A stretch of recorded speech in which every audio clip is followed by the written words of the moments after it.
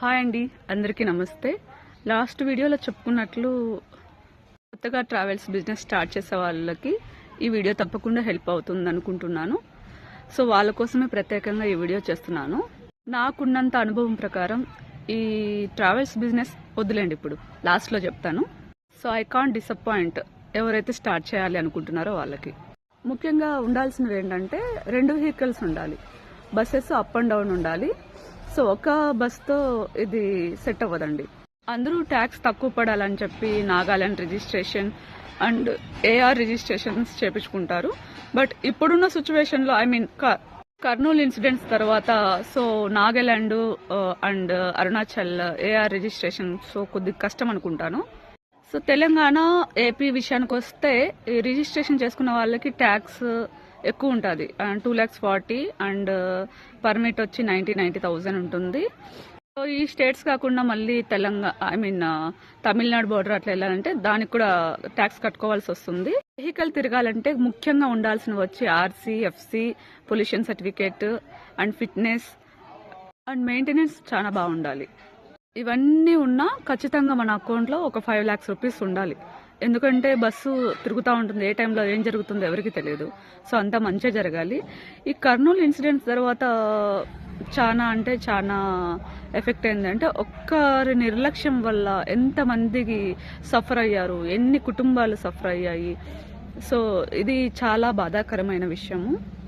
So నన్ను ఎవరైనా suggestion చెయ్యి ఈ బిజినెస్ స్టార్ట్ చేయొచ్చా లేదా అని ఎవరైనా అడిగారంటే డెఫినెట్లీ నేను నో చెప్తాను. ఈ బిజినెస్ ఎవరికంటే ఒక 30 బస్సులు ఉన్న వాళ్ళు, 20 బస్సులు ఉన్న వాళ్ళు వాళ్ళకి సెట్ అవుతుందండి, మనకైతే సెట్ అవ్వదు. అంటే చిన్నగా కొత్తగా స్టార్ట్ చేసే వాళ్ళకి అసలు సెట్ అవ్వదు. వాళ్ళు కూడా స్టార్టింగ్లో ఇలానే వచ్చింటారు కదా అని క్వశ్చన్ ఉంటుంది. అప్పుడు వేరే రూల్స్ ఉన్నాయి. ఇప్పుడు ఒక బస్తో 20 బస్సులు అంటే కష్టమే. అది ఎందుకు అంటే చెప్పనా, సరే ఒక 3 monthsకి ఒకసారి ట్యాక్స్ ఉంటుంది, 2,40,000 rupees and FC all India permit ఉంటుంది. సో అది ఒక 90,000 తెలంగాణ ఏపీ రిజిస్ట్రేషన్ అయితే. నాగాలాండ్ ఏఆర్ రిజిస్ట్రేషన్ వాళ్ళకి 90,000 రూపీస్తో అయిపోతుంది. ఇంకా ఏఆర్ అయితే ఇంకా చాలా తక్కువ అవుతుంది. సో అవన్నీ పోతే ఈ డీజిల్, డ్రైవర్ల భత్తా, సో మెయింటెనెన్స్ అన్నీ సో మెయింటెనెన్స్ అంతా 37,000 ఖర్చు అయిపోతుంది ఒక బస్సు ఇలా.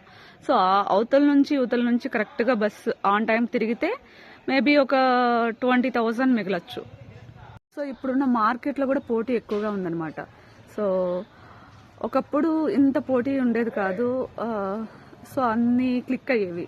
ఇప్పుడంటే చాలా అంటే ఒక సర్వీస్కి ఎన్ని బస్సెస్ ఉన్నాయి క్యాలిక్యులేట్ చేసుకోండి మీరే. బస్సులు ఎక్కువయ్యి టికెట్స్ తక్కువ పెట్టేస్తున్నారు. ఇవంతా ఎలా ఉంటుందంటే చాలా రిస్కీతో కూడింది. ఇంకా అన్నీ బాగున్నా బస్సు గమ్యానికి చేరుకునే వరకు నిద్ర ఉండదు వానికి. బస్సు కరెక్ట్గా వెళ్తుందా లేదా, ఏమవుతుందో ఏమో అని చెప్పి ఖచ్చితంగా భయం ఉంటుంది. సో అన్నీ కరెక్ట్గా ఉంటే ఈ డ్రైవర్లు కరెక్ట్గా ఉన్నారా లేదా అనేది ఇంకొక పాయింట్. సో వాళ్ళు కరెక్ట్గా ఉంటే అన్నీ కరెక్ట్గా ఉంటాయి, వాళ్ళు కరెక్ట్గా లేదంటే ఏది కరెక్ట్గా ఉండదు. సో ఇంత డబ్బును ఎవరిని నమ్మి మీరు పెట్టగలుగుతారు? మిమ్మల్ని మీరు నమ్ముకోలేరు.